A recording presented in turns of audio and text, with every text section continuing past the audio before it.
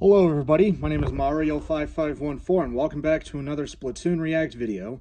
In this video we're going to be looking at another weapon demonstration from the Splatoon 1 era, with today's weapon being the new Squiffer. This weapon has come a long way since Splatoon 1, and we're gonna look at see what this weapon had and how much has changed. Anyway, let's get started. Oh, I'm sorry, hold on, let me there we go.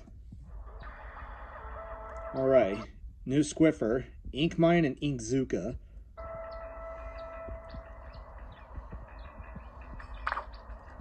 Alright, Sheldon has used the blueprints to adjust the sub and special setup, trap your opponents in a sticky situation with the sub, or deliver a long-range strike with the special. Okay, so off rip, this is just terrible.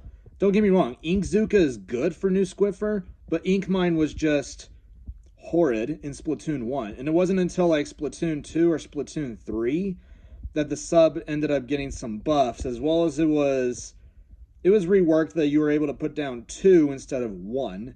Not only that, you could not, it was one of the few subs that you could not substrafe with. But I think another atrocious thing was that Ink Zuka was 220p, so for new Squiffer, this was just bad. Because, I mean, if you wanted to use Ink Zuka, 10 attack splatter shot was right next to it. So, I mean, it was not bad, but considering the fact you had Ink Mine and 220p Ink Zuka, it was just a slap in the face for this weapon.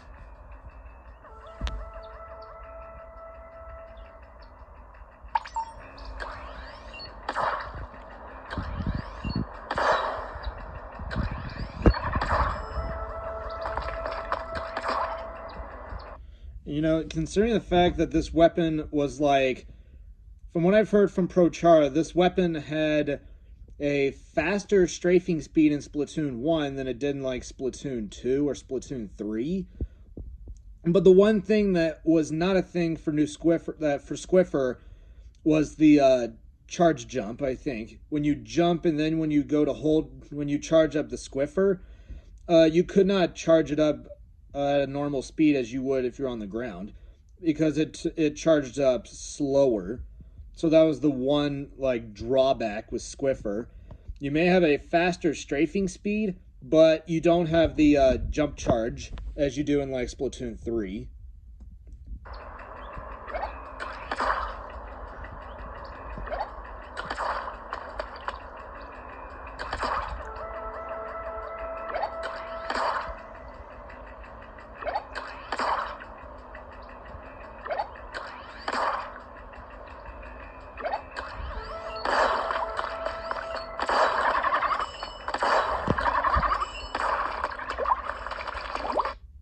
Okay, so another thing about Squiffer was that not only did you have a slightly faster charge rate, but you have a shorter range than like a splat charger would. So you'd have to be pretty close. You'd have to get a little closer to the opponent.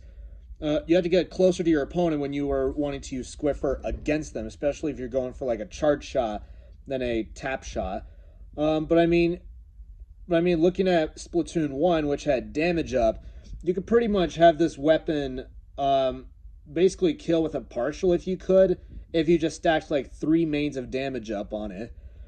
And that was what I think could have helped Squiffer, but it was more likely used for the E-Leaders because of how broken damage up was on E-Leader, especially when it had burst bombs.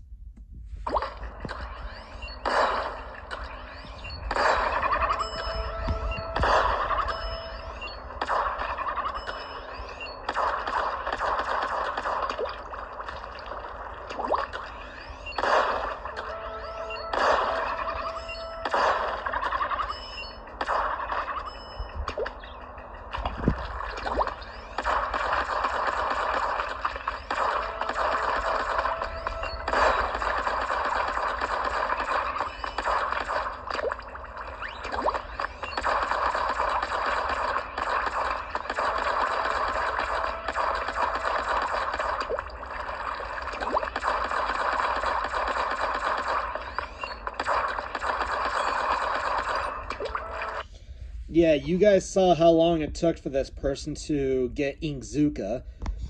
Even though you have Inkzuka, which is very powerful, Inkzuka is 220p. And if you wanted to use an Inkzuka, 10 attack splatter shot was right next to you.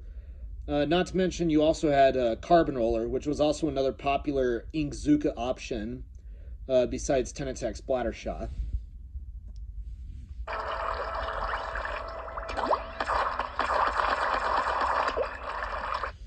Another thing was that not only was Inkzuka 220p, but but Squiffer was also like, some people classify it as a frontline. I kind of define Squiffer as a midline weapon because you do have enough range to actually keep your distance, but at the same time you have to get close enough to someone to actually land a charge shot on them.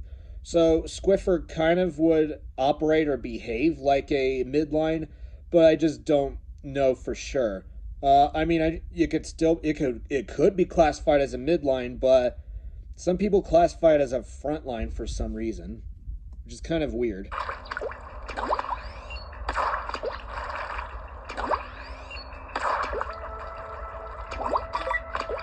Oh, Ink Mine. Yeah, watch very closely. So for Ink Mine, you could only place down one at a time, and it wasn't until the later games that you were able to place down two of them.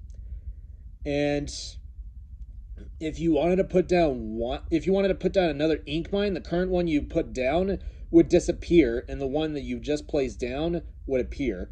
So Ink Mine in Splatoon 1 was just terrible. Not only that, watch very closely. The thing lasted 10 seconds, which means it did not behave like it does not behave like it does in Splatoon 2 or Splatoon 3. Ink Mine had its own duration. It was worse than Splat Bomb and Suction Bomb, meaning that Splat Bomb could just detonate like immediately after hitting the ground. Suction Bomb took a little longer to detonate, but it had a wider blast radius.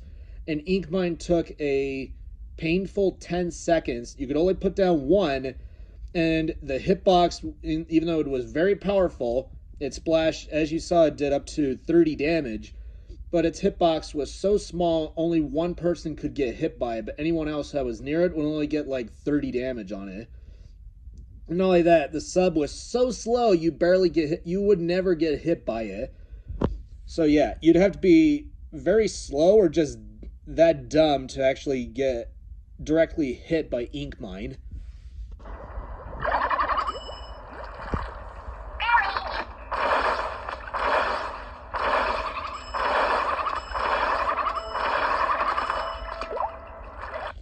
So yeah, it's crazy that Inkzuka got a startup nerf. I don't know if I mentioned this when I reacted to 10 attack splatter shot, but in like I think it was 2.2 or 2.7 that Nintendo nerfed its startup, because originally prior to that nerf, like prior to 2.2 or 2.7,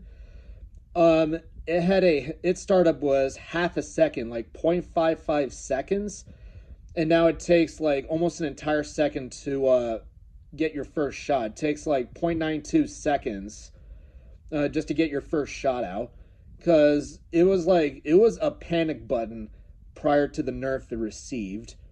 Even though Inkzuka may be one of the broken specials in the game, but it was a special that everyone liked using aside from Kraken and Bubbler.